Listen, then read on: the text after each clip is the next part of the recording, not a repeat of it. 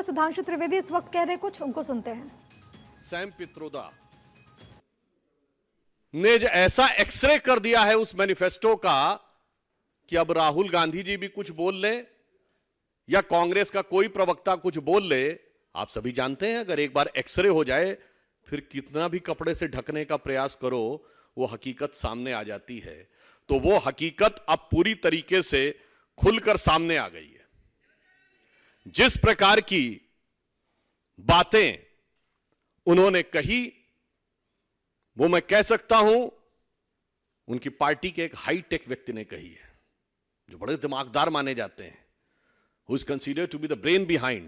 So the brain behind has been categorically elaborated the nefarious design of Congress party. इसमें सिर्फ simple सी बात इतनी नहीं है।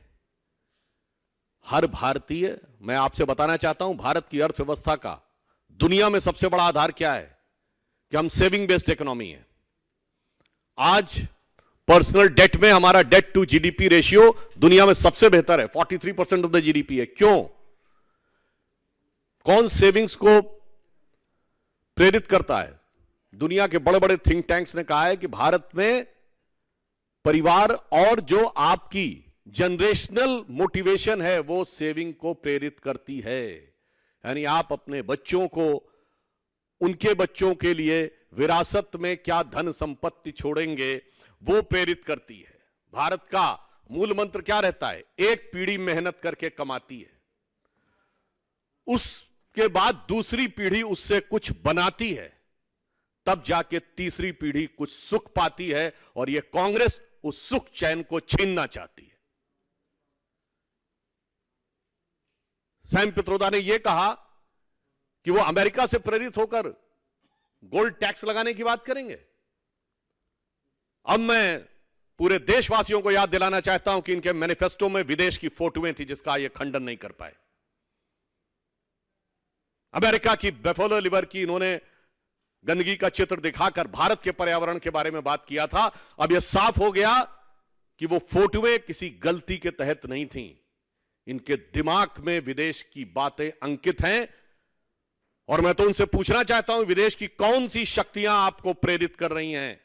अगर आप ये कहना चाहते हैं तो विदेशों में जो आप उदाहरण देना चाहते हैं उसमें तो 45% तक टैक्स लगता है। आपको पता होना चाहिए, मैं गंभीर विषय की तरफ ध्यान आकृष्ट करना चाहता हूं। आज मल्टीपोलर वर्ल्ड आगे बढ़ रहा है, डॉलर की हार्ड करेंसी के रूप में भविष्य अनिश्चित हो रहा है। दो तीन बार उन्होंने अपने रेट ऑफ इंटरेस्ट बढ़ाए, उसके बाद भी काम नहीं हो रहा। यानी विश्व भविष्य में हार्ड करेंसी के रूप में गोल्ड की तरफ आगे बढ़ रहा है। और गोल्ड सबसे ज्यादा भारत में खरीदा जाता है, on an average every year 700 tonne. क्यों? हर व्यक्ति गोल्ड खरीदता है। गरीब से गरीब व्यक्ति भी यह कहता है कि चाहे मेरे पास 2 तोला 4 तोला सोना हो मगर वो तोला सोना होना चाहिए। आप उस बचत के ऊपर क्या 45% टैक्स लगाना चाहते हैं? अगर आप विदेश से प्रेरणा की बात कर रहे हैं, जो उदाहरण उन्होंने देने की बात कही है, इसका अर्थ क्या हुआ कि भविष्य में विश्व में जो हार्ड करेंसी हो सकता है, जिसका सबसे बड़ा बेस भारत के अंदर हो सकता है, उस भारत के बेस को ध्वस्त करने के किसी बड़े राजनीतिक षड्यंत्र का हिस्सा तो नहीं है। यह मैं बात गंभीरता से पूछना चाहता हूं। और माननीय प्रधानमंत्री जी ने जो बात कही है कि कांग्रेस की लूट जिंदगी के साथ भी और जिंदगी के बाद भी, मैं बताना चाहता हूं कि हमारे यहां यह परंपरा है। हमारे यहां सोना कोई एसेट नहीं है, यह फॉरेन के माइंडसेट से बाहर आई है। कोई भी हिंदू सनातनी पूजा करता है तो उसमें स्वर्ण रखा जाता है। विवाह होता है तो गरीब से गरीब आदमी हाथ में सोना देता है। और यहां तक कि जब लगता है कि प्राण छूटने वाले हैं तो कहा जाता है यदि घर में सोने का कोई टुकड़ा हो तो वो उनके मुंह में रख दीजिए।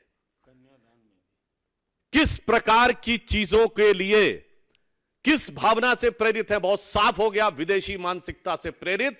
जिसको भारत की विरासत से नफरत है वो भारतीयों की विरासत पर गिद्ध दृष्टि डालकर बैठे। मगर स्टेटमेंट को लेकर के बीजेपी का हमला, जिसमें कहा गया कि कांग्रेस की मंशा उजागर हुई है।